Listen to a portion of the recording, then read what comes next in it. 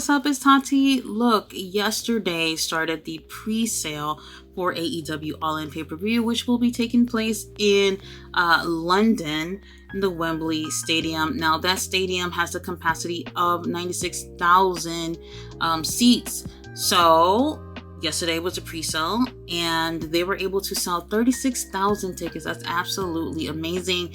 However, as of today, which is the next day, they've been able to sell 43,000 tickets, and that is just so awesome that they've been able to do something like that just with the pre-sale. So imagine when all the tickets are out to the general public, they may be able to sell out or just be damn near close. Now, you already know that there's people out there, those negative Nancy's, that are just being absolutely stupid about the situation. Even if you don't like AEW, there's no reason for y'all to just like try to make an excuse to why they shouldn't be able to sell that many tickets. Now, that many tickets that they have for an event, that already is going to be the most, the biggest attendance that they've ever had. AEW's been around for 4 years. I think the most they've ever had was maybe 22,000, something like that. Now, a lot of people are, for whatever reason, showing hate about it. I don't understand why. We did have a reporter, though, that reported that AEW had only, was only going to use 40,000 seats out of the 96,000 because probably thought that they wouldn't be able to reach that number. However, Tony Khan came on Twitter and was like, bro, put some respect on AEW name. That is not the case. We are trying to sell out that arena. That's the goal. So they didn't cut off any seats here, which I do think is a little bit strange, simply because it's a wrestling show. And unlike football or whatever other sports, soccer or whatever, where you just have the field and everyone surrounds the stadium as far as the audience go, wrestling is not like that. So with pro wrestling, you already know that there is a stage, and with that stage, they have the big screens, and they have the pyro, they have the ramp for the wrestlers to make their entrance and all that stuff.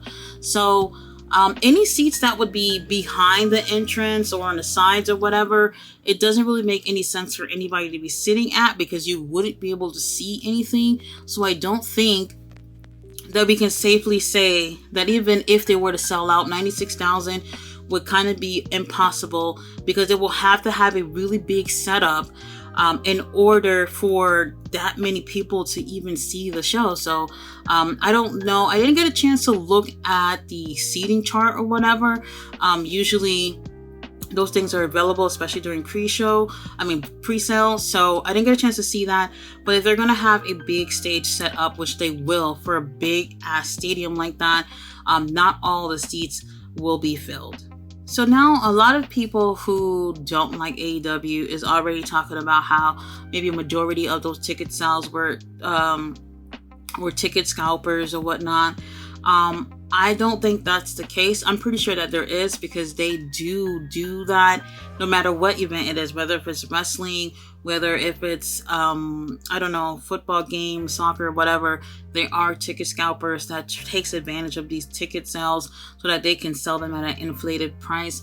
That's with no matter what sports shit, even music concerts, they do that for. So all those people who's already throwing that out there, like, that is just so ridiculous.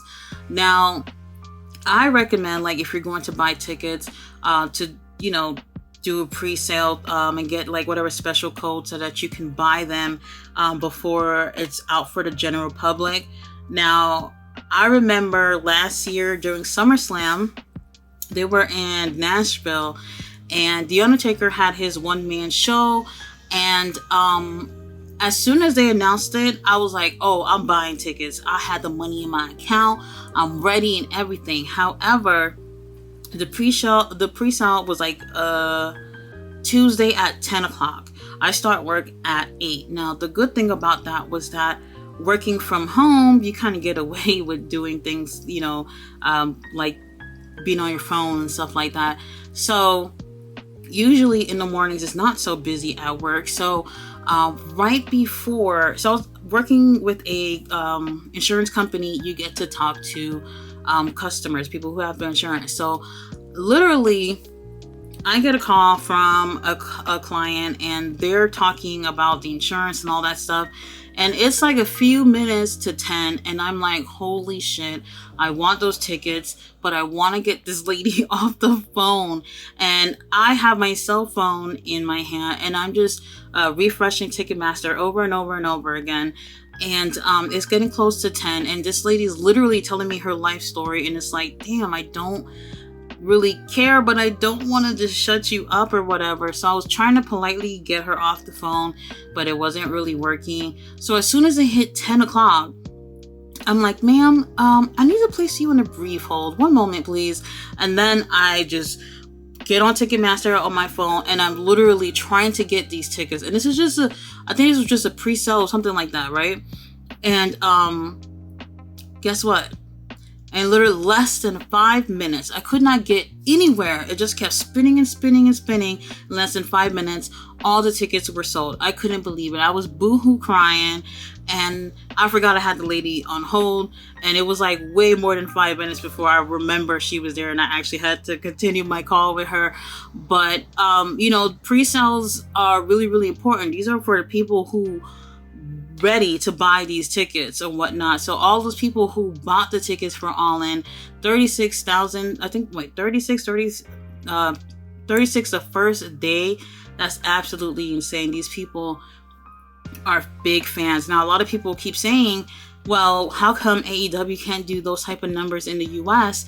And the number one reason is because location. The UK, the European area, these people are hungry for these types of shows, for wrestling shows, because this is stuff that barely happens.